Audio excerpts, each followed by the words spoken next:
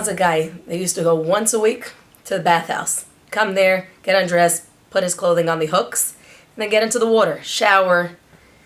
And the problem started when he came out. Every time he come out, he had an identity crisis because everybody looked the same. And he couldn't figure out, who am I? I know who I went in being, but now I come out week after week, year after year, until one day his wife told him, I have a good idea for you. Next time you go, take a big, thick red ribbon and tie it around your big toe. That way, when you come out, you'll know who you are. He goes into the water, and he's super excited. He bathes himself, showers, and he starts coming out. The problem is, when you get into water, soap, things start getting slippery. And as he's stepping out, he notices the ribbon's missing. He looks around, and on somebody else's toe, he sees his red ribbon. And he goes over to them, and he says, hey, excuse me, sir, I know who you are, but can you tell me who I am? So many people can tell you who they're not. I don't believe in that, and we don't eat this, and we don't practice that, and we don't go to them. And then you ask them, but tell me who you are. Tell me what defines you, not what doesn't define you. They draw a blank. I once subbed a preschool for about 6 weeks. And every day I would come in with different activities. And I would ask them, who here knows how to sing? Who here knows how to draw? Who here knows math, science? I didn't even have to ask the question, their hands were up, because they can do everything. Whatever I needed, they can do. Fast forward, I currently teach in a high school. Sometimes you come into the class and you say, you know guys, we just had a great activity and we need somebody to write up a little short paragraph so we could send it out to the parents so they know their tuition's paying off. Anyone write something? Silence. We're putting up a school production. Anybody good at song, dance, drama?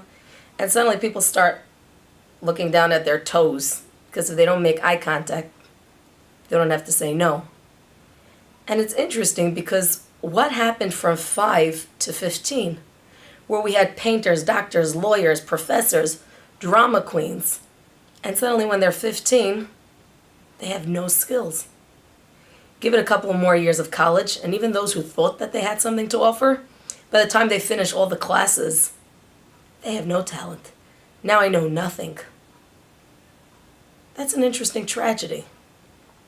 In fact, according to the Center for Disease Control and Prevention, in 2015, these were the statistics for suicide.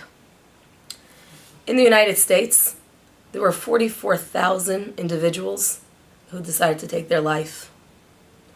The third leading cause of death in the age range of 10 through 14, suicide.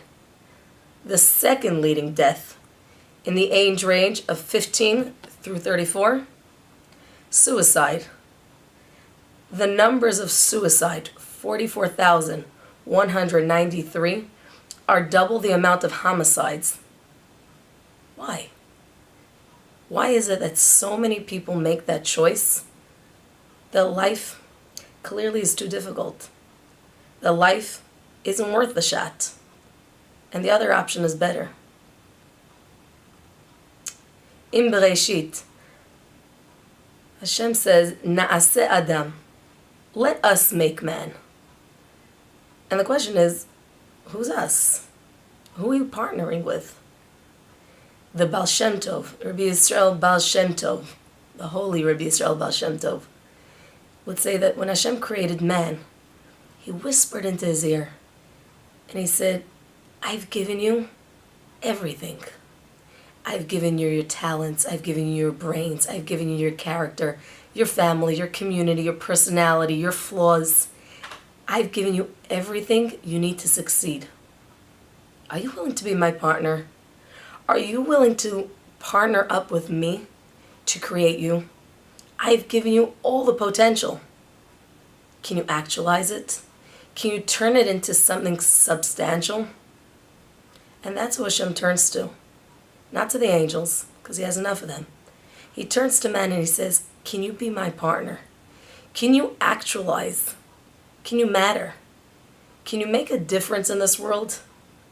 Can you become a somebody instead of a statistic? And that's the question. Every single morning when we get up and you look into the mirror, many of us can tell ourselves who we're not, what we don't want to be doing, where we don't want to go, what we don't want to look like, the career we don't want to have, the spouse and children we're not necessarily sure we signed up for.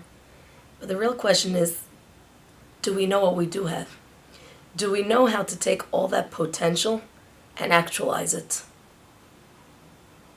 I'm asking you, let us, together, learn techniques, tools, and researched methods so that when we're asked the question, are you willing to partner with me? We can answer with a resounding yes. I want to be a partner. I want to be a partner in creating the best me, the best individual that I can be, because there won't be another one. And if I can find that strength within and actualize it, I'm partnering with God. So I'm asking you, come with us on the journey. Let's go inbound so that we can actualize and bring it out to the entire world. I'm looking forward.